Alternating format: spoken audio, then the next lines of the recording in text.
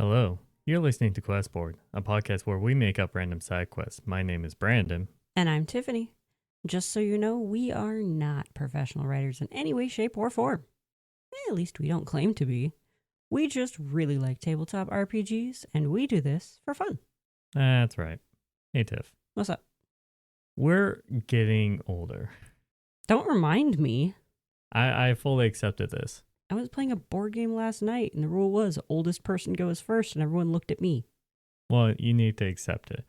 But it sounds like you haven't fully accepted it. So, we're in our 30s. Yeah, give or take. It made me realize, hey, I don't know when it will happen, but someday I'm going to hit my midlife crisis. Some people might consider that in your 30s. Yes, it's different for everyone. Yeah. But it's jokingly said that you will go through a midlife crisis. Right. And so that made me think of what will be my midlife crisis? So Ooh. Tiffany, I'm going to ask you, what do you think, because it could be different in a couple of years when it happens, or several years. Yeah. But what do you think your midlife crisis will be? Finally dyeing my hair one of those strange colors I've always imagined. Ooh, that's what you're going to do? Maybe. I don't know. Because I have extremely dark brown hair, so dyeing it any wild colors requires bleaching it, which I really don't want to do. It's the bleaching it part that I don't want to do. Yeah, it's bad for the hair and all that. It's really bad for the hair. Honestly, I have no idea what mine's going to be. It's not Maybe usually people do buying expensive things. Yeah, buying something obnoxiously expensive just to show off. Yeah, like boat. a car or boat or stuff like that. I have a car. Yeah, but it's usually It's not a show-off flashy car Yeah. or... It's not flashy. But see, I already cosplay. I'm already flashy. I kind of could see you for your midlife... This sounds judgy. I could see for your midlife crisis is you convince your husband to buy a camper. You joke. He wants one. I did not expect that one. Okay. But I could see you as a midlife crisis, buy a camper. His current dream for camping and luxury is get a trailer, build a cabin on it, pull that, to a campsite, and bam, instant cabin. But of course, it has to be built lightweight. So it's built like a trailer, like a camping trailer, but built to look like a log cabin. Just sounds like you should just buy a trailer. At that point, it's a mini home. Or a tiny home. That's what they look like. It's basically just a camping trailer. Yes, it is. With a porch. Okay, well, that's what I predict for you. Oh, that's probably going to be it.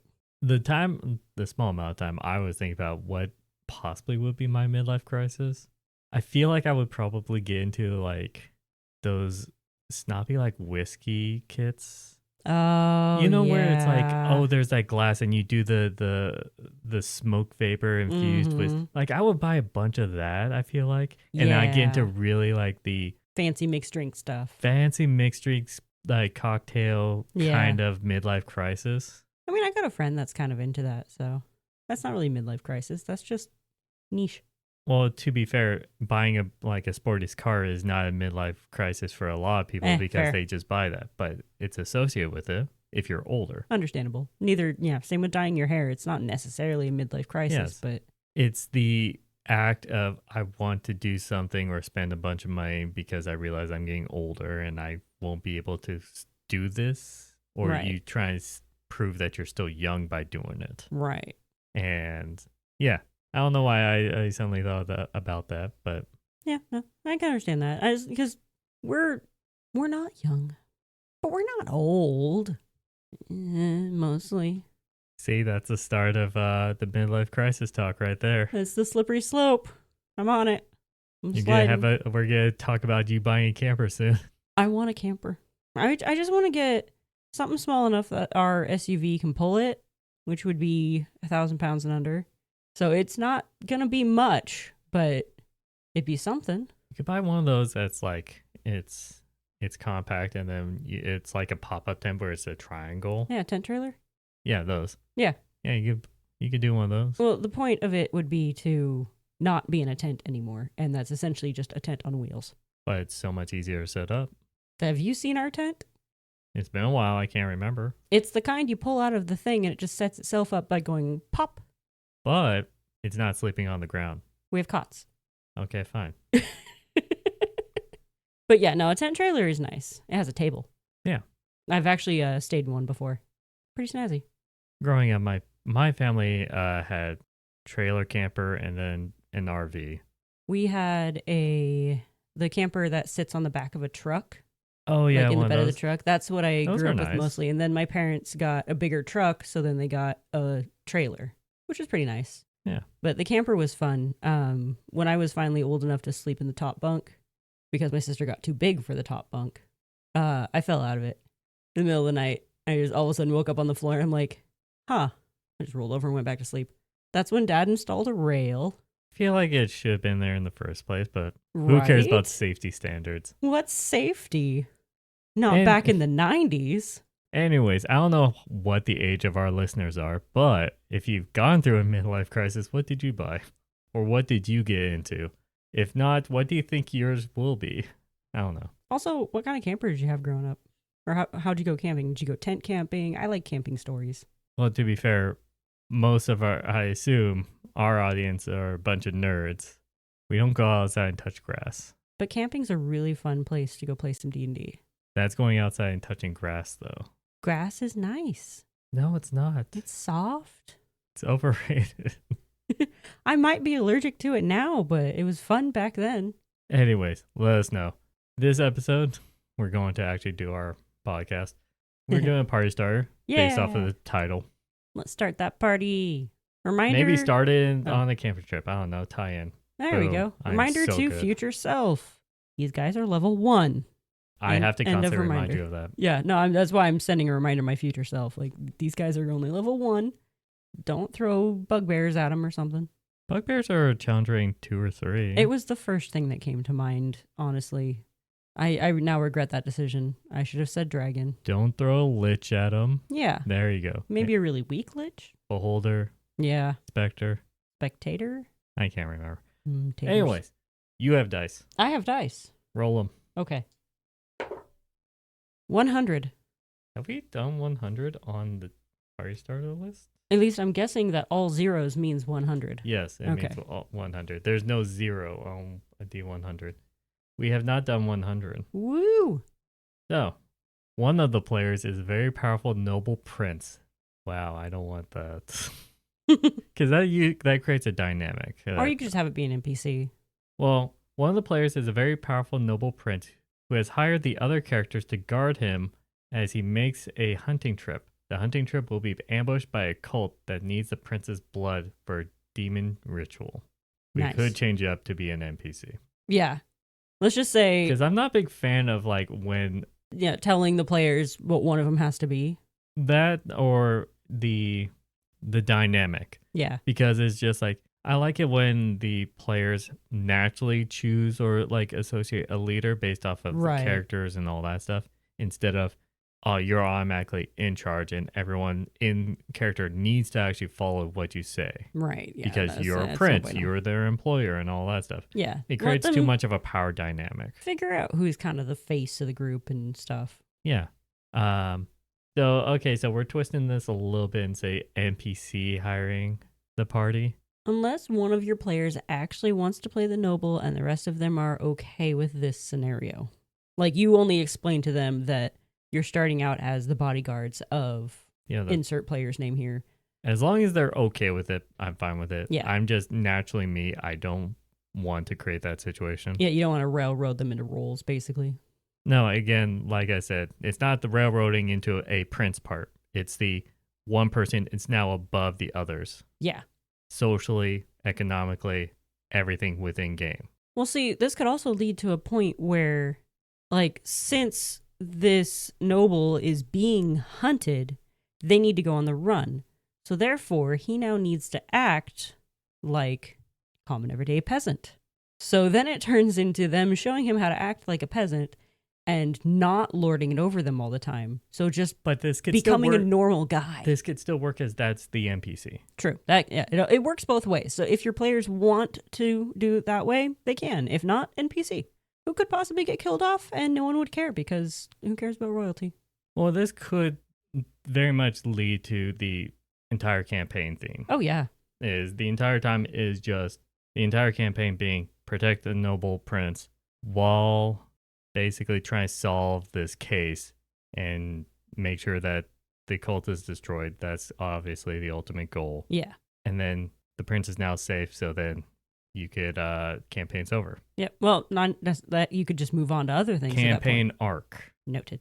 Because arc finished, that means you could stop the campaign and then new characters, or you can continue its campaign arc. Yeah. My only input on this is the prince only gets to live if his walking speed is not faster than your walking speed nor slower than your running speed. Because that is one of the most annoying game mechanics ever created, and whoever thought that was a good idea needs to be punched in the face solidly 5 times. I mean, everyone's going to agree with you on that. Mm-hmm. I'm not wrong. Unless you know who you are. You have programmed the game so that when you walk behind them and you're walking faster than them, you're able to push them. That's to make them go. Have you ever had a couple games that do that? I've never tried. Oh, if they're taking too long and anything like that, you just go up front behind them and see if colliding models will make them actually go forward faster. I'm sitting here thinking about old pixel games. I'm thinking of like Assassin's Creed. Okay, yeah. PlayStation I've never had to do 3, that in Assassin's PlayStation Creed. 4 level of games. Yeah, I've only played Assassin's Creed 2. I mean, that's the best one. Which is why that's the one we started with. No, I still love the first one. Anyways. I never finished it. This is back when I actually liked Assassin's Creed. Nowadays, no. Back in the good old days. Anyways, so I feel like what we're going to create today is basically why the cult needs the prince's blood for a demon. It has to be a demon ritual. Mm-hmm. Because we can't really set up the characters' origins. They're just hired, and they're on their first job, basically. Well, if we're going they could be separate origins and all that stuff. That's just hired for this one job. Yeah. That's not So hard. if we're going for NPC prince, I could say that this royal line has just a drop of demon blood in it. Like somewhere back in the family line, someone, had a good night with a demon. Okay. Or was a tiefling, yeah. And through, ages and ages of keeping the royal line in command and, succession and all that fun, there's nothing visible about them, but they do have just a taste of demon blood. And that's what's needed to summon this demon is a drop of demon blood or a drop of his blood. Like specifically that demon. This is very generic. I would do a little twist. More twist? More twist. Can I go off of what I suggested? What happens if this, like, the history of this kingdom is where it used to be a kingdom of, or a land of tieflings. Okay. In which now it's known is mostly like dominated by humans and all that stuff. Right. Humans always be greedy like that. They do. But let's say that this cult is basically this demon ritual is a way to basically make it so that tieflings are back in power within this continent. Okay. Like it's a desire to go back to its roots or back when tieflings were. Like the backstory behind tieflings and all, right? They're viewed downly upon because they have ancestors that intermingled with demons and all that. Viewed downly upon. Yes. I've never heard that turn of phrase before. That is quite interesting. You understand what it means. I did, yes. But what I'm saying is, what happens if these cultists are either tieflings themselves or something like that, where it's just like, and they're still viewed downly upon, even in this modern day. Yeah. In which is like, we're just trying to have a land of our own. This used to be our land, our ancestral land. Right. And they're going to do this as a way to basically save their people. Yeah. It's their viewpoint of saving their own people. So summoning this full-on demon, though... It's not a summoning a demon. You're still stuck on that. It's a demon ritual. So I could claim that makes more sense. It could be a thing of like anyone who in this entire kingdom who has an ancestor of tieflings, they now become tieflings, like the horns and all that stuff. Okay, so their full blood comes out. They're transformed. So basically to make this land a tiefling thing again. I like this idea, and so if I was one of the players, I would actually want this to happen. And so it depends. Because so what if one of the players is a tiefling? Cross that bridge when we get there. Okay. I don't know. If the DM gets there. Yeah. But I feel like this is much more interesting than a generic, summon a demon to then cause chaos. I understand that now. So yeah, it's a demonic ritual. Yes. That will then like send out a pulse or a wave of magic or just what happens if like an area. What happens if this thing is like it will anyone who has tiefling blood in them as an ancestor, it will basically turn their bodies into tieflings. Anyone who is quote unquote pure human will die from it. I wasn't gonna say die. I would just say be made extremely uncomfortable and so need it's a to cleansing leave. of any non-tiefling blood. Yeah, so they then would this kill land people. will be theirs again. Yeah. And so then now you can't be okay with it, Miss Goody Two Shoes. Fine. I get that now. So kill off anyone not tiefling, bring out the blood of anyone who is and tiefling. they become tieflings. Yeah. And so it's just like, hey, now this land is ours again. Right. Would the magic like stay in that only tieflings can ever enter that land, or is it a one-time thing? No, it's a ritual. Thing? It's just like a shockwave ritual. Okay. You know, where it just like it brings out their inner blood and it wipes off anyone who's not. If it does happen, then most of the players will probably get killed as well.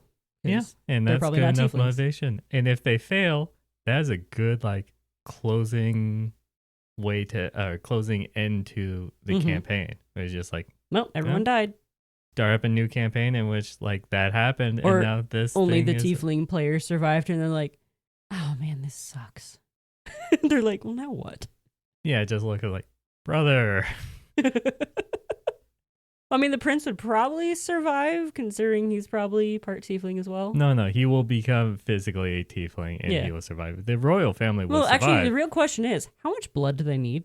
This seems like kind of a big deal. They might need all of it. Oh, you mean like full sacrifice? The prince's blood. They just need his blood, but how much? It's like, just a drip, or is it like, slit the throat? You're dead now. I feel like if you were the cult and you're like really desperate to get this to work and you only have one shot practically. You only have one shot. I would just take it all. I would take it all. Yeah. Because if you know you need the blood, don't take the chances. Use as much as you can then. Right. And so I would just. Which is why it's probably a good idea to keep protecting that prince. All right. Also, do you want to, what did you want to do a name? Yeah, how did you know? Because I looked at my name list. No, because you were like, and then I was like, it sounded like a, because I've talked to you enough that it sounded like I want to give a name. Well, it's like, if you're using an NPC, let's name this NPC. We talk about the prince? Yes, the NPC prince. I just gotta find, ooh, that's an interesting way of spelling that. It's Maximilian. You know what? I like it. But it's spelled MAKSYMILIAN. Never mind, I don't like it. Okay, regular Maximilian. Okay, I like it. Just call him Max for short. Or Million. No, it's full because he is a prince. True. It's a family name. You cannot give him nicknames. What is his last name? It's like George with the England's family. I'm trying to think of a good, last name. Oh, Vega? Okay. Vega sounds Maximilian good. Vega. That's kind of cool. I like that. Need to write that down now, somewhere. the question is, because this is just a standard ambush by cult and all that stuff, we don't have to really do much on that. Okay. Because it's a hunting trip. Yeah. They're going to be on the woods. It'll be a wooded area, then things that go down, But what I'm wondering is, and it might be depending on how the players play out, but would it be interesting if they did this campaign while under suspicion of kidnapping the prince the entire time? That'd be fun. Or killing the prince if they try to make it like, oh, the prince is dead. I mean, that's up to the throw party. them off the trail. But even if if they don't convince or don't try to make it sound like he's dead, would they be wanted for kidnapping? You know what? A good thing to make them either kidnap and or pretend the prince is dead situation. The leader of the cult or one of the higher up cult members that is coming after the prince is like the Jafar to the Sultan type situation. Like he's a higher up that the king trusts. And the royal line comes through the queen who like died in childbirth or something. So only the prince has this blood. And so, yeah, no, that would make succession things weird. But anyway, so it's like they can't just go to the king because he doesn't have the blood that's needed. Or maybe they tried using a drop of his blood and it didn't work. They need the prince. Like there's something about the prince's blood that they specifically need. Or their plan was to go for the prince because the prince does these like hunting trips. He likes to go out and all that stuff, and the king is too busy with his work in the castle. And also much harder to get to. Who has higher security because he is the acting ruler. Or the prince is the result of two important lines of tiefling blood joining together. So the queen came from one line, the king came from another, and it's just like unheard of union. And now the prince has more potent blood because he has those two separate lines coming together. Because tieflings come from various demons. There's the Asmodeus tieflings, there's I don't know any other demon names tieflings, but there's like, they're the ones that are different colors. There's red, Everyone blue, knows yellow. Asmodeus. I know, that's the one I remember. He's the red one. He's the big daddy. Yeah.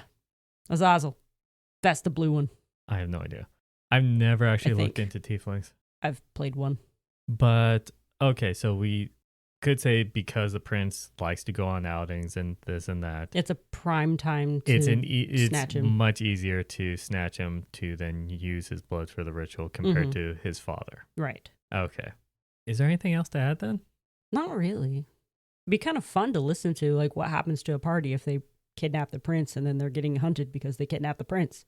But the prince is playing along with it and he's like, I don't want to go back to them. They're trying to kill me. We had another party starter where I think it was Goodnight, Sweet Princess. Oh, yeah. Where it caused them to be wanted because they were accused of killing the princess. Yeah.